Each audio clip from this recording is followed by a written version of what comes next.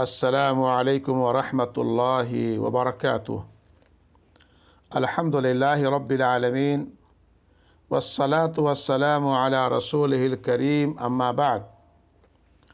اعوذ باللہ من الشیطان الرجیم، بسم اللہ الرحمن الرحیم۔ قل افرأیتم ما تدعون من دون اللہ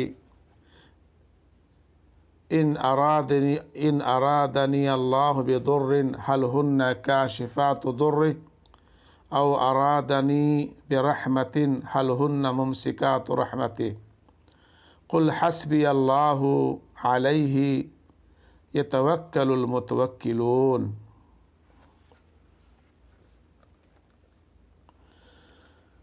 معزز سامعین و ناظرین،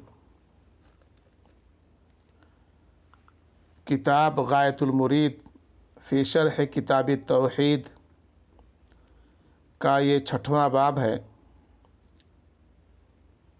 جو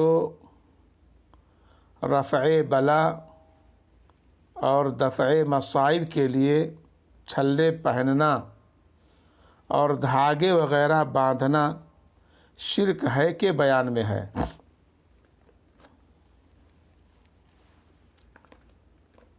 شرک کی توضیح کرتے ہوئے یہاں سے توحید کا بیان شروع ہو رہا ہے،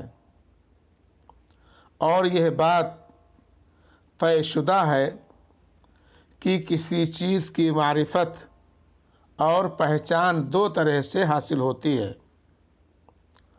اپنی حقیقت کی معرفت اور اس کی ضد کی معرفت۔ یہاں سے امام محمد بن عبد الوہاب رحمہ اللہ اپنی گفتگو کا آغاز توحید کے متضاد یعنی شرک اکبر کے بیان سے کر رہے ہیں، کیونکہ شرک اکبر کے ارتکاب سے توحید مکمل طور پر ختم ہو کر رہ جاتی ہے اور اس کا مرتکب ملت اسلامیہ سے یکسر خارج ہو جاتا ہے۔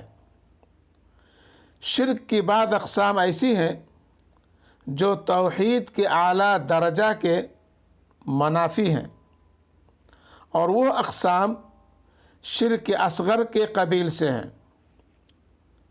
ان کے ارتکاب سے توحید کے اعلیٰ درجہ میں کمی آ جاتی ہے، اس لیے توحید کا اعلیٰ ترین درجہ تو یہ ہے کہ انسان شرک کی جملہ انواع و اقسام سے بچ کر رہے۔ شیخ محمد بن عبد الوہاب رحمہ اللہ نے شرک کی تفصیل بیان کرتے ہوئے ابتدا میں شرک اصغر کی بعض ایسی اقسام کا ذکر کیا ہے جو لوگوں سے عام طور پر سرزد ہوتی رہتی ہیں، نیز انہوں نے ادنا سے اعلیٰ کی طرف منتقل ہونے کے اصول پر عمل کرتے ہوئے اولاً شرک اصغر کا اور بعد ازاں شرک اکبر کا ذکر کیا ہے۔ اس باب کے عنوان سے واضح ہوا کہ چھلے پہننے اور دھاگے باندھنے کے علاوہ منکے، تعویذات، لوہا، چاندی وغیرہ اور دیگر مختلف اشیاء جو گلے میں باندھی یا لٹکائی جاتی ہیں، یا گھروں میں، گاڑیوں پر یا چھوٹے بچوں کے گلے میں کسی مخصوص مقصد، نظریہ یا عقیدہ کے تحت پہنی، باندھی یا لٹکائی جاتی ہیں، یہ سب شرک ہے۔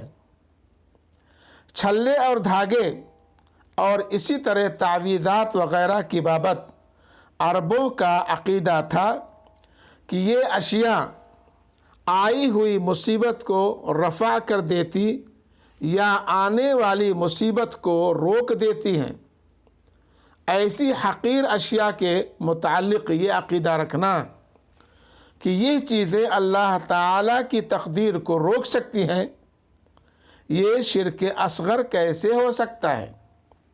بلکہ یہ تو شرک اکبر ہے، کیونکہ ایسا کرنے والے کے دل میں ان اشیاء کی محبت موجود ہوتی ہے اور وہ ان اشیاء کو مصائب روکنے اور ان سے بچانے کا ذریعہ سمجھتا ہے۔ یہی شرک ہے۔ اصل اصول یہ ہے کہ صرف انہی اشیاء اور اسباب کی تاثیر کا عقیدہ رکھنا جائز ہے جن کی شریعت نے اجازت دی ہے، یا تجربہ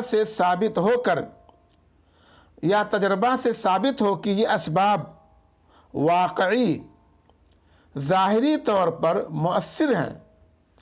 مثلا طبیب کا دوا دینا، یا جیسے وہ اسباب جن سے نفع حاصل ہوتا ہے، جیسے آگ سے حرارت اور پانی سے ٹھنڈک کا حاصل ہونا وغیرہ۔ یہ ایسے اسباب ہیں جن کی تاثیر ظاہر اور واضح ہے۔ شرک اصغر کی جملہ اقسام بعض اوقات نیتوں کی بنیاد پر شرک اکبر بن جاتی ہے۔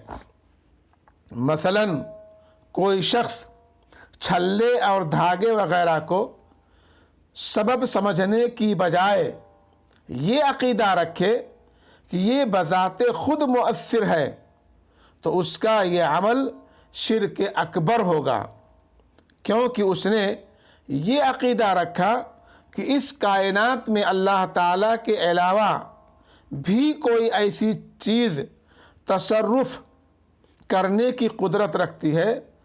گویا اس مسئلے کا اصل تعلق دل کے ساتھ ہے۔